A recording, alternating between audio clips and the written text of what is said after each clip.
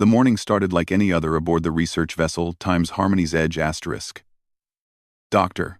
Sarah Chen adjusted her worn lab coat and stepped into Classroom 7, where 23 young cadets from across the galaxy waited for their xenobiology lesson. The ship served as a floating university, bringing together the brightest minds from 12 different species to study the mysteries of deep space. Sarah had been teaching here for 3 years, and she loved every moment of it. Her students ranged from the crystalline Vorthak twins who communicated through harmonic frequencies, to the fluid-like Nexari, who could reshape their bodies at will, to the insectoid Clithtar, whose compound eyes could see across 17 different spectrums of light. Among them sat 5 human students, looking remarkably ordinary compared to their exotic classmates. Today we're studying the reproductive cycles of the Gamma Centauri moss colonies, Sarah began, projecting a holographic image of the strange, pulsating organisms. The moss appeared to breathe, its surface rippling with waves of bioluminescent color. The Vorthak twins chimed in perfect harmony, their crystalline bodies resonating with curiosity. Professor Chen, why do these organisms choose such an energy-expensive method of reproduction? Sarah smiled. This was why she loved teaching. Excellent question, Kithara and Vython. The energy expenditure actually serves multiple purposes. Not only does it, an alarm suddenly pierced through the ship, its harsh red light bathing the classroom in crimson.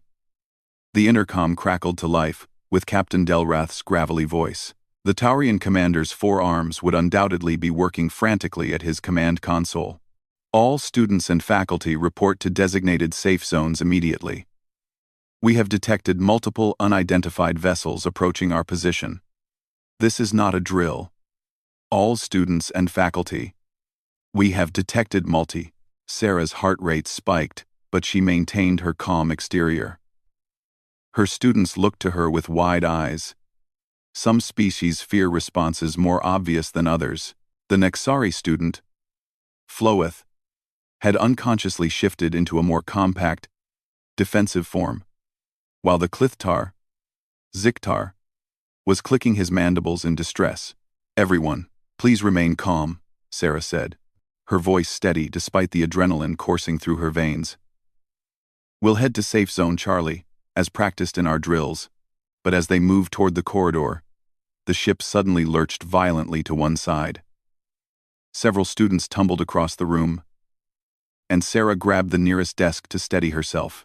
The lights flickered, and she heard the distinctive whine of energy weapons impacting their hull. Through the reinforced viewport, Sarah caught sight of their attackers. Her blood ran cold. 3 massive warships bore the Crimson Skull insignia of the Ravager Coalition, the most feared pirate organization in this sector of space. These weren't ordinary raiders looking for cargo. The Ravagers were known for capturing exotic species to sell on the black market, and this ship was essentially a floating zoo of the galaxy's rarest intelligent life forms. The ship shuddered again, more violently this time. Emergency lights activated, casting everything in an eerie amber glow. Through the intercom, Captain Delrath's voice returned, but now it carried a note of desperation. Hull breach on Deck 5. All security personnel to defensive positions. Faculty, ensure student safety at all costs. Sarah's military training from her younger days kicked in automatically. Before becoming a teacher, she had served 8 years in the Terran Defense Corps. Including 2 tours in the Outer Rim conflicts, she quickly assessed their situation. Safe Zone Charlie was 3 decks down and 2 sections over. With hull breaches and Ravagers likely boarding soon, that route would be suicide. Change of plans, she announced to her students. We're going to Classroom 12 instead. Marcus, one of her human students, looked confused. But Professor, that's not a designated safe zone. No, but it has something better. Sarah replied grimly. A direct access panel to the ship's defensive systems. The corridor outside their classroom had transformed into chaos. Emergency crews rushed past carrying wounded faculty members, while security teams jogged toward the breach points with their weapons ready. Sarah herded her students along the wall, trying to avoid the worst of the panic. They had almost reached Classroom 12 when the lights went out completely. Emergency power kicked in a moment later, But in that brief darkness, Sarah heard the unmistakable sound of cutting torches and heavy boots. The Ravagers had boarded. She quickly ushered her students into classroom 12 and sealed the door behind them. The room was identical to theirs, but it had one crucial advantage. Professor Martinez, who taught advanced engineering, had illegally modified the computer terminal to access restricted ship systems. Sarah had discovered this months ago but had chosen to keep quiet about her colleagues' rule-breaking. Now, that decision might save all their lives. "Everyone stay quiet and stay low," Sarah whispered as she moved to the terminal. Her fingers flew over the controls, accessing systems she hadn't touched since her military days. The ship's defensive grid appeared on screen, and her heart sank. 3 sections were already offline, and the Ravagers had established beachheads on 2 different decks. "Professor Chen," whispered Lyra, a soft-spoken human student with dreams of becoming a xenoarchaeologist. "What are you doing?" Sarah paused in her typing. These children trusted her completely, and she was about to make a decision that would either save them all or get them killed. But looking at their young faces, Human, Vorthak, Nexari, Clithtar, and others, she knew she had no choice. "I'm going to try to activate the ship's automated defense systems," she said quietly. "But I need you all to be very, very brave." Through the classroom's small viewport, she could see Ravager boarding pods attached to the hull like metallic parasites. More were coming. These weren't ordinary pirates. Their ships and equipment were too advanced, too organized. Someone was backing them, providing them with military-grade hardware. As if reading her thoughts, the terminal chimed with an incoming message. A scarred face appeared on screen, cybernetic implants glowing around his left eye. Sarah recognized him from intelligence briefings during her military service. Commander Vex Thor, leader of the Ravager Coalition, and wanted across 17 star systems. "Attention, crew of the Times, Harmony's Edge **. His synthetic voice echoed through the ship's communication system. "We know what precious cargo you carry. Surrender now, and we'll make your deaths quick. Resist, and we'll take our time with each of you." Sarah's jaw tightened. She looked at her students, brilliant young minds who represented the future of galactic cooperation and scientific advancement. Ziktar's research into quantum biology could revolutionize medicine. The Vorthak twins were developing new theories of harmonic physics that could change space travel forever. Floeth had already published papers on adaptive engineering that were being studied at universities across the galaxy. They deserved better than to become trophies in some collector's private menagerie. Sarah's fingers found the emergency protocols she remembered from her military training. The Times Harmony's Edge Times was technically a civilian research vessel, but it had been built on a military hull and still retained many of its original defensive capabilities. They had been deactivated years ago to comply with educational vessel regulations, but the hardware was still there, waiting. "Professor Chen," Marcus whispered urgently. "There are footsteps in the corridor." Sarah nodded and continued working. The ship's AI was fighting her access attempts, programmed to prevent unauthorized activation of military systems. But Sarah had learned a few tricks during her service years. She began typing a backdoor sequence that few people outside of Fleet Command knew existed. The footsteps were getting closer. Through the small window in the door, she could see the distinctive red glow of Ravager combat suits moving through the corridor. They were doing a room-by-room search, and it was only a matter of time before they found them.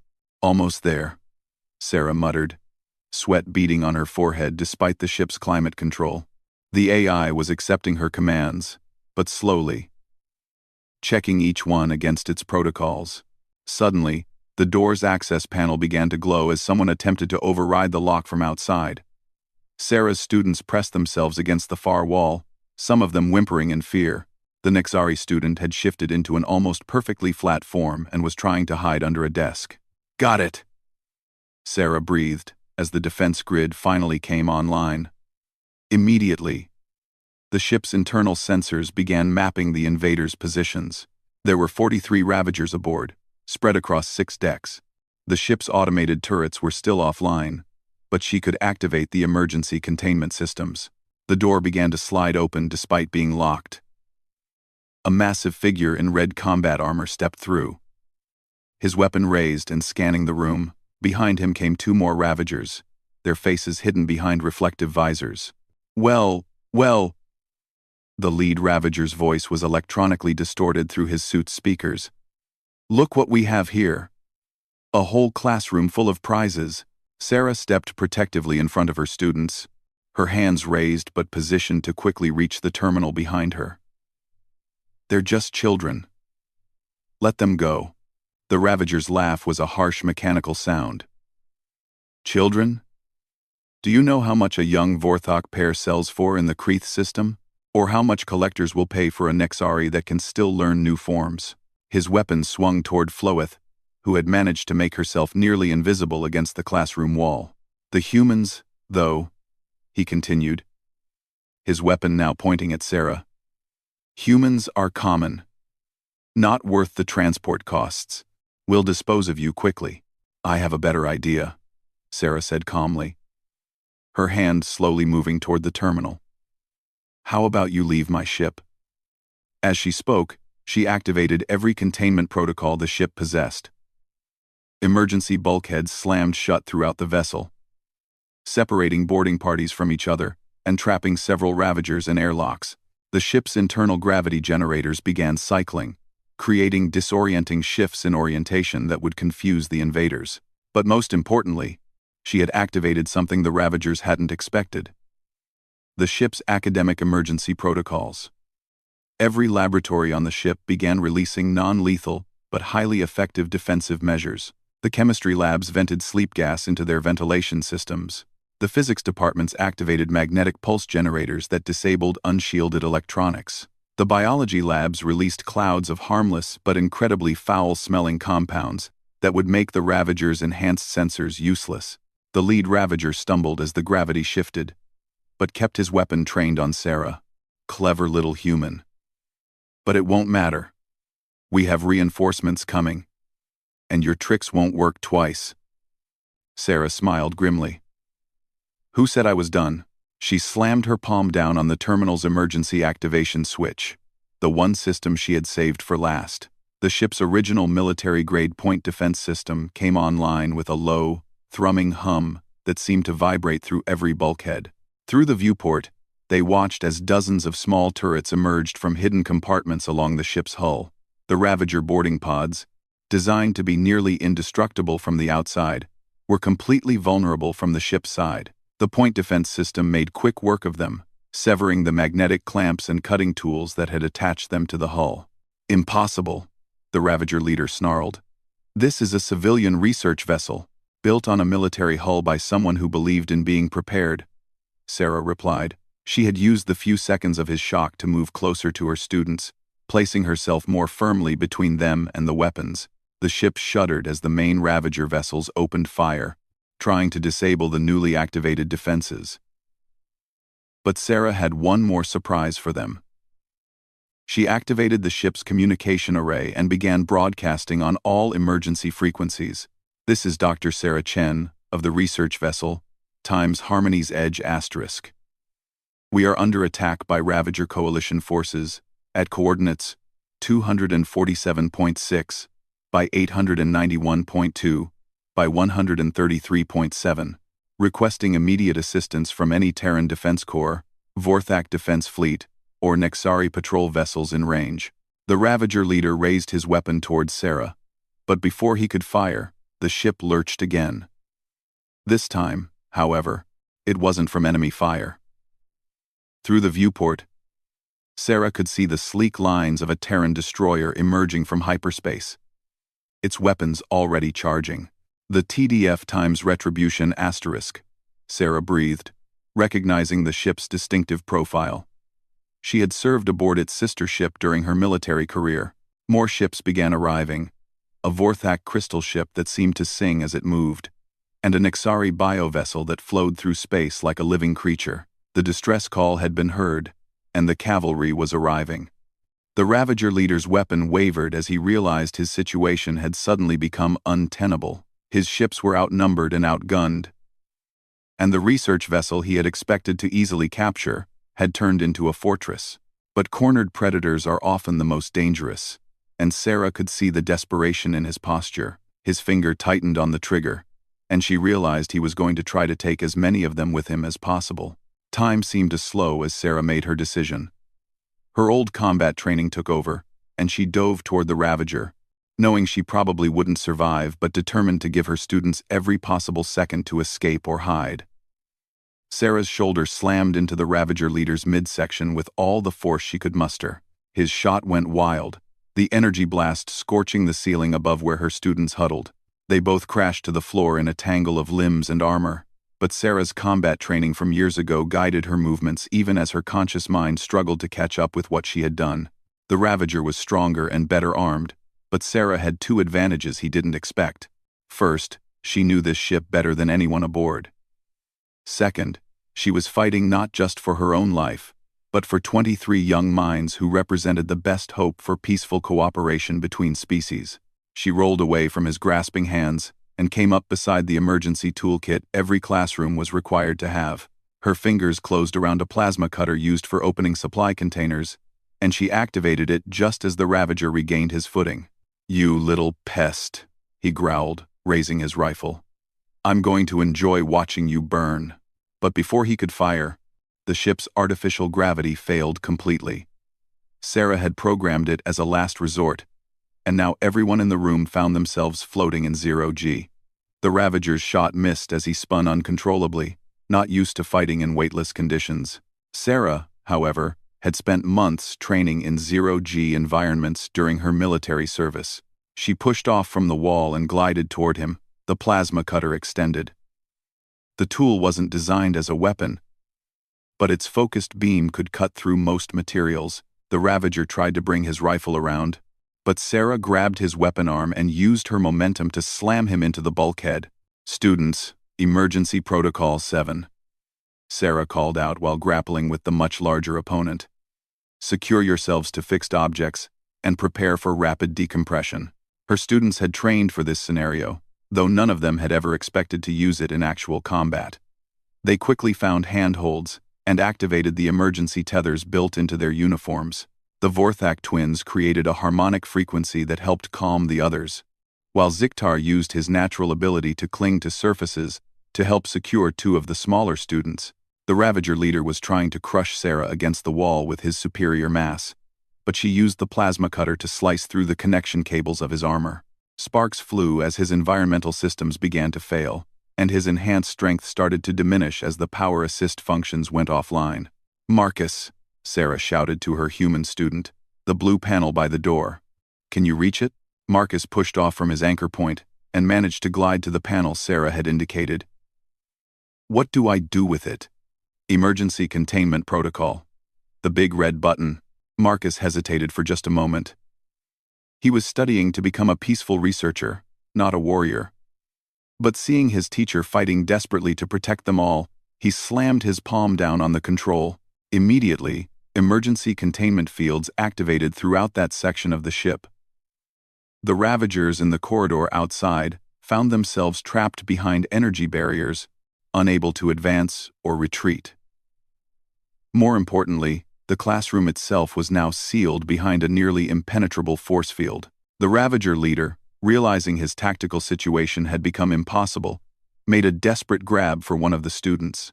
His hands reached for Lyra, the quiet human girl who had been closest to him when the gravity failed. But Sarah saw his intention and pushed off the wall with both feet, intercepting his lunge. They collided in the center of the room, both of them spinning from the impact. Sarah managed to wrap her arms around the Ravager's helmet and activated the plasma cutter against his visor. The reinforced material began to smoke and crack under the intense heat. "You cannot win, human," he snarled through his damaged communication system. "Even if you stop me, my ships will destroy this vessel. Your students will die in the void, and their deaths will be your fault." Sarah's response was to increase the power setting on the plasma cutter. The Ravager's visor finally gave way, shattering into fragments that floated around them like deadly stars. Without his environmental protection, he was now as vulnerable as everyone else in the room. But Sarah's victory was short-lived. Through the classroom's viewport, she could see that the battle outside was not going well for the rescue ships. The Ravager vessels had been reinforced by additional ships that had emerged from hyperspace. The sleek Terran destroyer was taking heavy fire, and one of the Vorthak crystal ships had already suffered significant damage, its harmonic resonance disrupted, and its song becoming a discordant wail. The ship shuddered again as another volley struck their hull. Warning lights flashed throughout the classroom, and Sarah realized that their temporary safety was about to end. The Ravagers were going to destroy the research vessel rather than risk losing their prize entirely. "Everyone listen to me very carefully," Sarah said, using her teacher voice to cut through the fear and confusion. "We need to get to the escape pods, but the route will be dangerous. Professor Chen." Floeth's voice was barely a whisper. "The containment fields are fluctuating. I can see the energy patterns destabilizing." Sarah checked the terminal and confirmed the Nexari student's observation.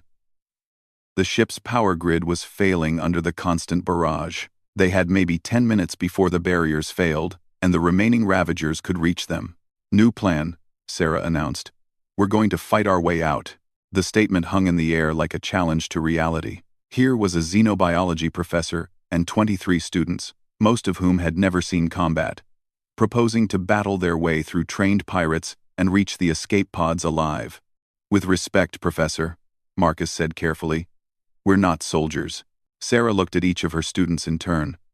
They were young, scared, and completely out of their depth, but they were also the brightest minds from 12 different species, each bringing unique abilities and perspectives that could be turned to their advantage. "No, you're not soldiers," she agreed. "You're something much more dangerous. You're scientists." She moved to the classroom supply cabinets and began pulling out equipment that had suddenly become improvised weapons and tools. The chemistry kit could provide basic explosives and smoke screens. The physics demonstration gear included magnetic field generators and energy cells. Even the biology specimens could be useful.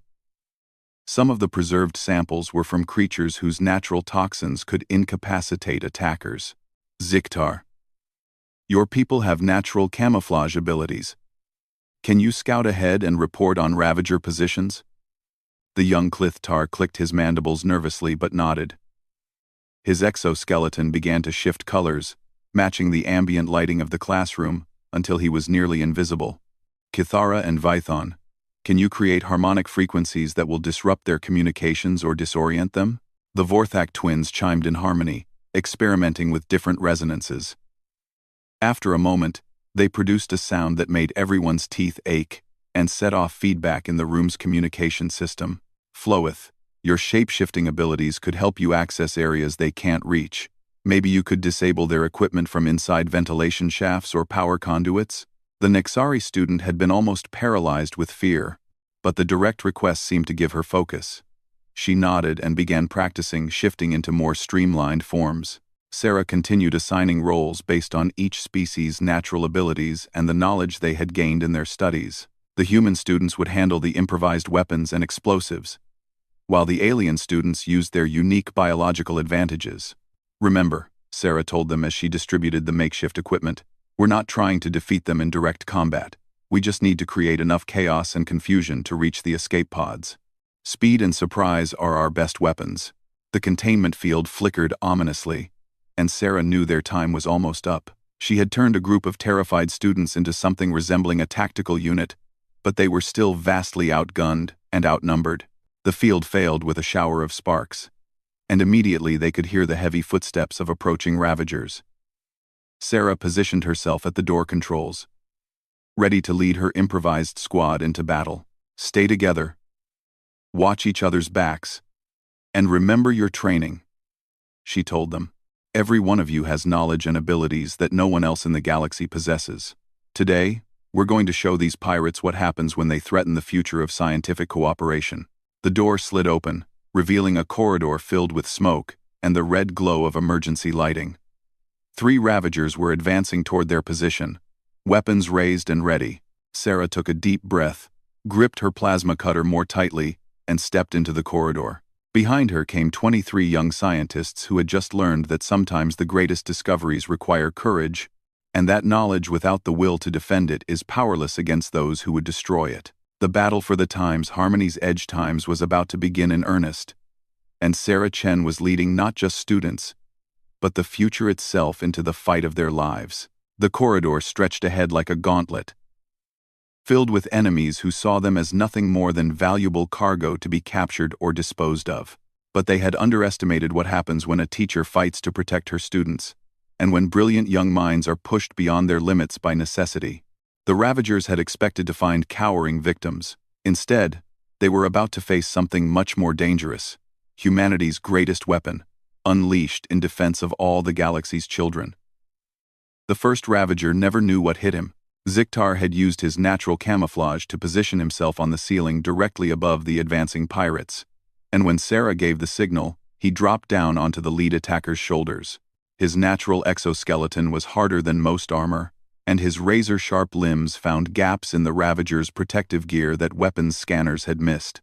The second Ravager spun to help his companion, but found himself surrounded by a cloud of smoke and chemical vapors as Marcus and Lyra deployed their improvised chemistry weapons. The compounds weren't lethal, but they overwhelmed his suit's air filtration system and sent him stumbling blindly down the corridor. The third Ravager raised his weapon toward Sarah, but never got the chance to fire. The Vorthak twins had positioned themselves at the far end of the corridor and were producing a focused harmonic frequency that resonated directly with the metal in his rifle. The weapon began to vibrate so violently that he couldn't maintain his grip, and it clattered to the floor in pieces. "Move, move, move," Sarah commanded, and her small army of students flowed past the disabled attackers like water around stones. They had practiced emergency evacuations dozens of times, but never while stepping over unconscious pirates and dodging energy weapons fire from other parts of the ship. Floeth had shifted into her most streamlined form and was moving through the ventilation system parallel to their route, calling out warnings about enemy positions ahead. Her voice echoed strangely through the metal ducts, but the information she provided was invaluable. 6 more Ravagers at the next intersection, her distorted voice reported. They have heavy weapons and some kind of energy barrier. Sarah signaled for a halt and quickly assessed their options. The direct route to the escape pods would take them right through that heavily defended position, but decades of living aboard starships had given her an intimate knowledge of their internal structure. "Emergency maintenance shaft," she whispered to her students. "It's going to be tight, and we'll have to move fast." They pried open an access panel and began crawling through the narrow maintenance tunnel that ran parallel to the main corridors. The space was barely large enough for a human, and some of her alien students had to reshape themselves significantly to fit. The Nexari student found it easy, but the crystalline Vorthak twins struggled with the confined space until they discovered they could resonate with the metal walls and essentially flow through the tunnel like liquid sound. Behind them, Sarah could hear the Ravagers discovering their abandoned position and spreading out to search for them. The pirates were professional, but they weren't used to opponents who could think three-dimensionally and use the ship's infrastructure as both weapon and shield. They emerged from the maintenance shaft 3 sections closer to the escape pods, but Sarah's heart sank when she saw their destination. The entire launch bay was swarming with Ravagers, and most of the escape pods had already been disabled or destroyed. Only 3 pods remained operational, but they were on the far side of a bay filled with at least 20 armed pirates. "Professor Chen," one of her human students whispered, "there's no way we can fight through that many." Sarah studied the tactical situation, her military training automatically cataloging threats and possibilities. The Ravagers had made a fundamental error in their positioning. They were guarding against people trying to reach the pods from the main entrances, but they had forgotten that maintenance access existed throughout the ship. "We're not going to fight them," Sarah said quietly. "We're going to outsmart them." She began explaining her plan in rapid whispers.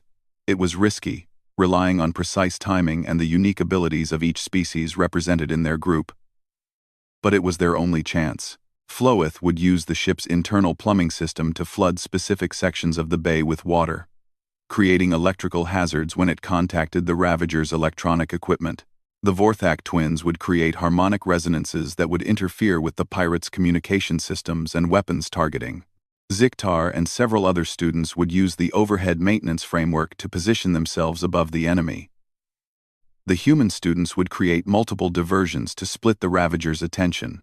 "Remember," Sarah told them, "we only need to clear a path to 1 pod. Don't try to be heroes. Just create chaos, get aboard, and launch. They moved into position with the silent coordination of a team that had worked together for years, though most of them had never been in the same room until that morning. Trust, Sarah realized, was the most powerful weapon they possessed. Each student was willing to risk their life for their classmates, regardless of species or origin. The attack began with Floeth flooding the bay's electrical systems. Sparks flew as water contacted power conduits, and several sections of the bay went dark. In the confusion, the Vorthak twins began their harmonic assault on the Ravager's equipment. Weapons misfired, communication systems squealed with feedback, and targeting systems displayed chaotic static instead of useful information.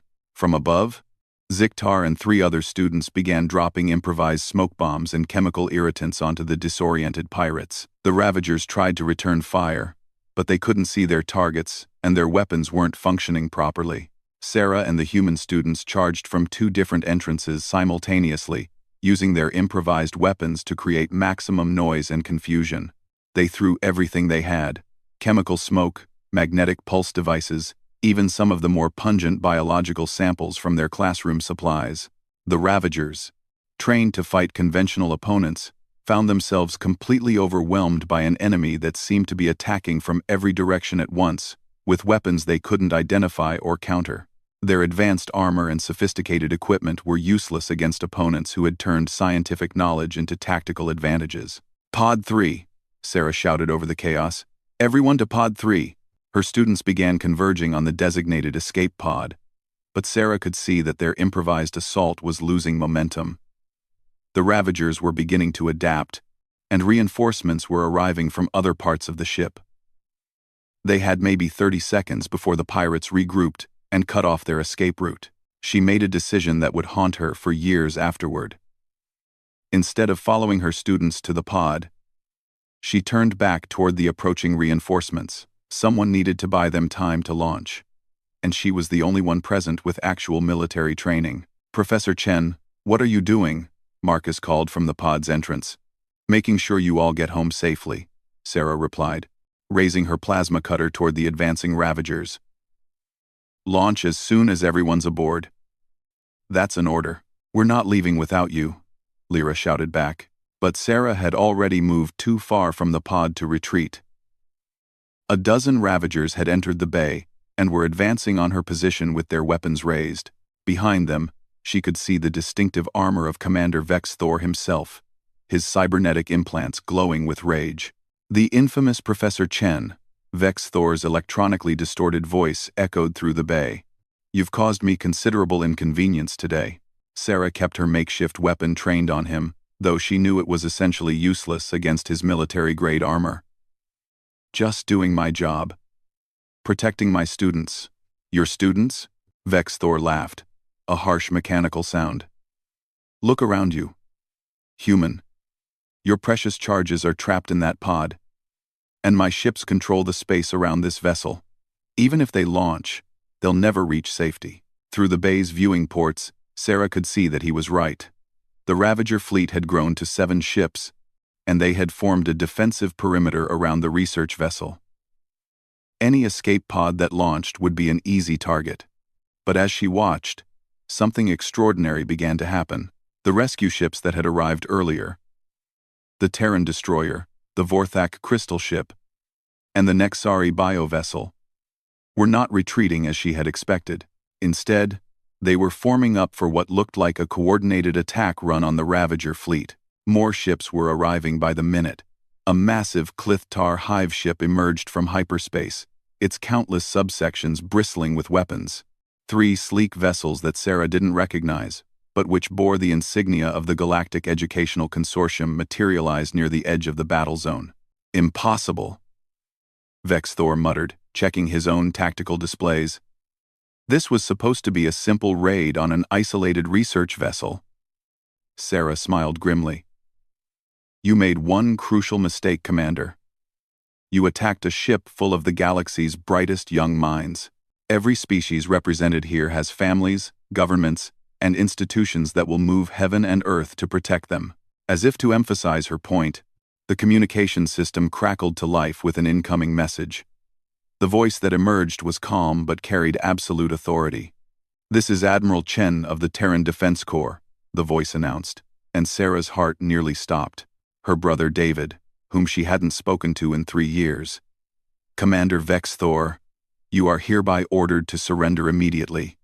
You are outnumbered, outgunned, and surrounded." Vex Thor spun toward Sarah, his weapon raised. "Chen? You're related to the Admiral?" "My brother," Sarah admitted. "We don't talk much. But I suppose family is family." The bay shook as the combined fleet opened fire on the Ravager ships. Through the viewing ports, Sarah watched as the pirate vessels found themselves caught in a perfectly coordinated crossfire. The Terran ships provided heavy firepower. The Vorthak crystal ships disrupted enemy shields with harmonic resonance weapons. And the Nexari biovessels seemed to flow around enemy fire like living things. But it was the arrival of the Galactic Educational Consortium ships that truly sealed the battle's outcome. These vessels were crewed entirely by graduates of institutions like the Times Harmony's Edge **. Scientists and researchers who had been transformed by necessity into warriors defending the future of interspecies cooperation. "This is Dr. Yithara of the GEC vessel Times Peaceful Pursuit **. Another voice announced over the communication system. "We have multiple species defense fleets converging on this location. Any hostile forces that do not surrender immediately will be destroyed." Sarah could see the moment when Vex Thor realized his position had become untenable. His fleet was being systematically dismantled by an enemy force that had grown from 3 ships to over 20 in just minutes. The simple raid on a research vessel had triggered a response from half the galaxy. But cornered predators are always the most dangerous, and Sarah could see the desperation in the commander's posture. He was going to try to take as many of them with him as possible. "If I cannot have my prizes," he snarled, raising his weapon toward the escape pod where her students waited, "then no one will." Sarah stepped directly between him and the pod, knowing that her plasma cutter was no match for his military-grade rifle. But sometimes, courage is not about having the best weapons. Sometimes, it's about being willing to stand in the right place, at the right time. "You'll have to go through me first," she said simply. Behind her, she heard the escape pod's engines begin their startup sequence. Her students were preparing to launch, following her orders even though it meant leaving her behind. The sound filled her with pride and sadness in equal measure. Vex Thor's finger tightened on his trigger, but before he could fire, the bay was suddenly filled with a sound like celestial music. The Vorthak twins had found a way to project their harmonic abilities through the ship's hull and into space itself. Every crystal ship in the rescue fleet began resonating in harmony, creating a frequency that overloaded the cybernetic implants in Vex Thor's head. He collapsed, clutching his skull as his electronic enhancements sparked and failed. Around the bay, other Ravagers with similar implants fell, as the harmonic resonance disabled their equipment. "Now that," Sarah said as she quickly disarmed the fallen commander, "is what happens when you underestimate the power of education." The escape pod launched a moment later, carrying her 23 students to safety aboard the rescue ships. Through the viewing port, Sarah watched it streak away from the Times Harmony's Edge Times and toward the Terran destroyer, where her brother's ship would provide them with protection and medical care. The battle was over. The Ravager fleet had been destroyed or captured, and the research vessel was secure. But more importantly, 23 young minds had survived to continue their work toward a better future for all species in the galaxy. As Sarah was led to the ship's medical bay for treatment of her injuries, she reflected on the day's events. She had come to work that morning as a simple xenobiology professor, planning to teach her students about moss reproduction cycles. She was ending the day as something approaching a legend. The teacher who had single-handedly defended her class against impossible odds and helped transform a group of terrified students into heroes. But the real victory, she knew, was not in the battle they had fought. It was in the fact that her students had learned the most important lesson she could teach them. That knowledge without courage is powerless, but when brilliant minds are willing to stand together and fight for what they believe in, they can overcome any obstacle. In the weeks that followed, as news of the battle spread throughout the galaxy, Sarah Chen became known as Earth's newest hero legend. But she never forgot that the real heroes were 23 young scientists who had learned to defend the future they were working to create. And in classrooms across the galaxy, professors began telling their students the story of the teacher who had proven that sometimes the greatest weapon in the universe is the willingness to protect those who will carry knowledge forward into tomorrow.